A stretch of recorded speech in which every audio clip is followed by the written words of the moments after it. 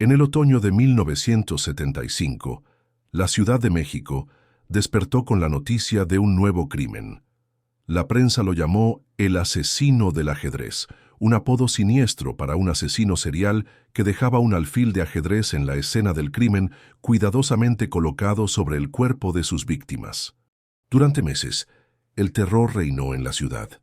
El asesino parecía inalcanzable, un fantasma que surgía de las sombras para cegar vidas sin dejar más pistas que su firma macabra. Y luego, como surgido de un mal sueño, desapareció. La policía nunca encontró al asesino.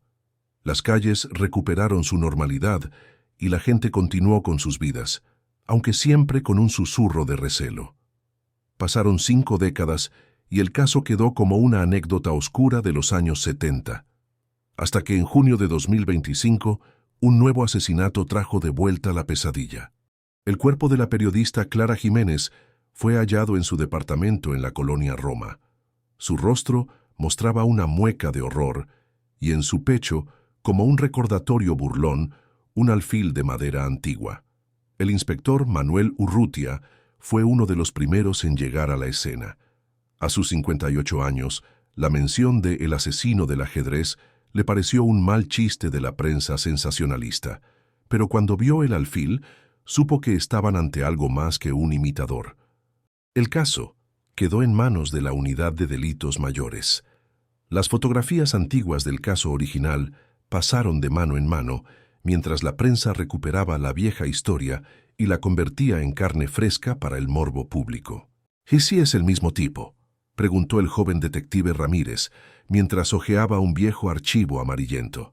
Imposible, dijo Urrutia, aunque en su voz no había convicción.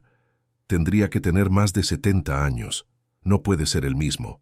Pero en el fondo de su mente, una duda germinó, alimentada por la perfección del crimen, la ausencia de huellas, la fría elegancia con la que se había escenificado la muerte. El inspector Urrutia decidió visitar a Carmen Álvarez, la única sobreviviente de la ola de asesinatos de los años 70. Ella era apenas una adolescente cuando el alfil la eligió como víctima, pero por un azar del destino logró escapar.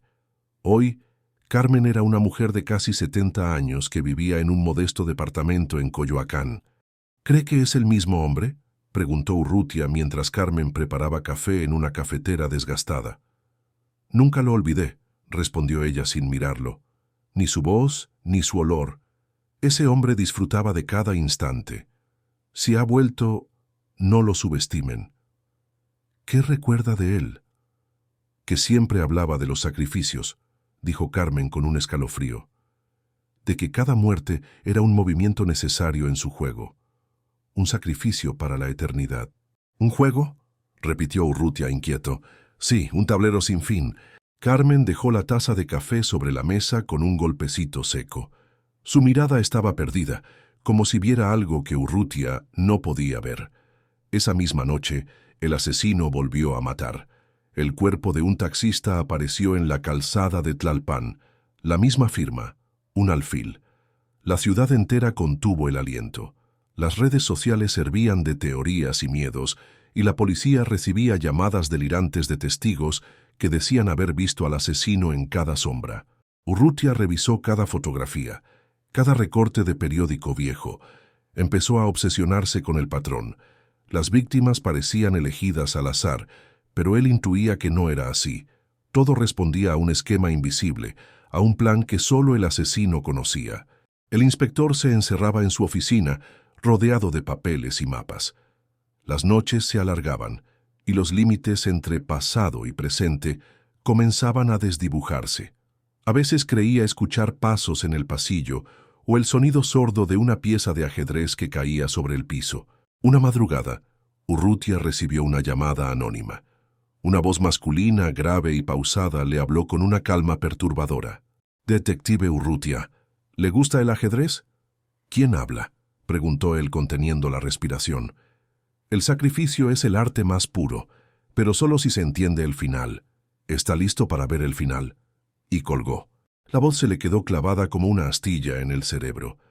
Tenía algo hipnótico, casi familiar, como si hablara no con un desconocido, sino con alguien que siempre había estado allí. Los asesinatos continuaron. Un abogado en la colonia del Valle, un panadero en Iztacalco. Siempre el alfil, siempre el silencio. La policía estaba desbordada y la prensa se alimentaba de la histeria colectiva.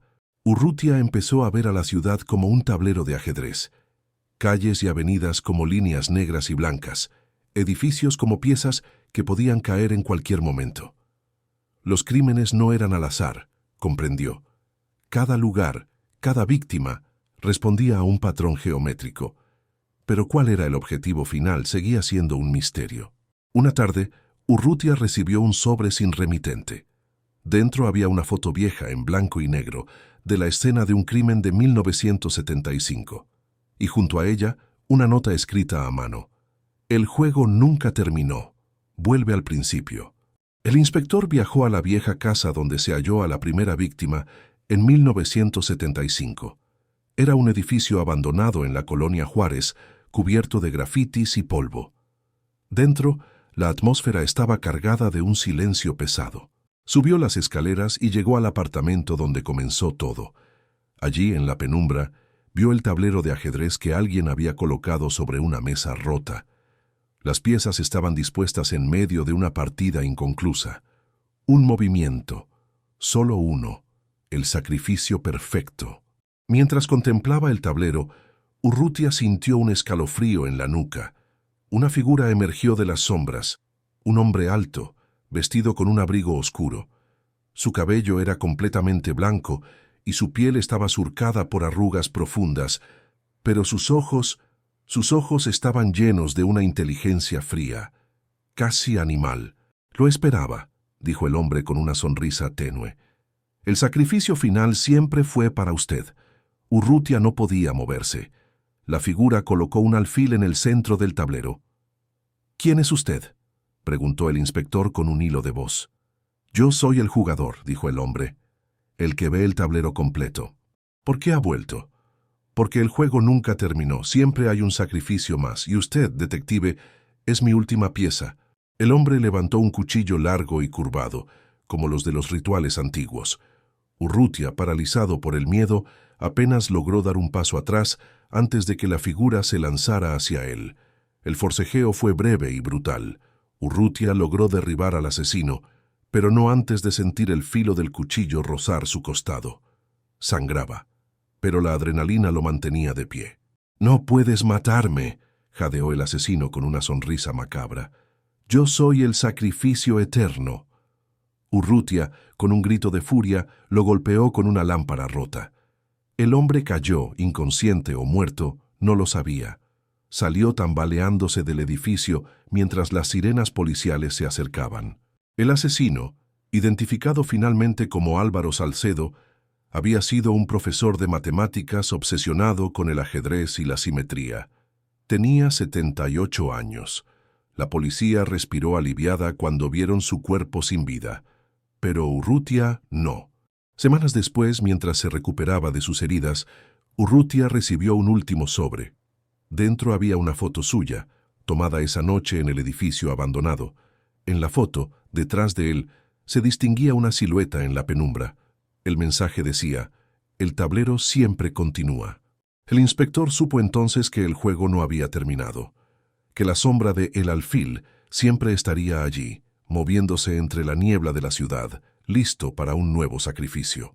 Y cada noche, mientras caminaba por las calles de la Ciudad de México, Urrutia escuchaba el sonido de las piezas de ajedrez cayendo en la oscuridad.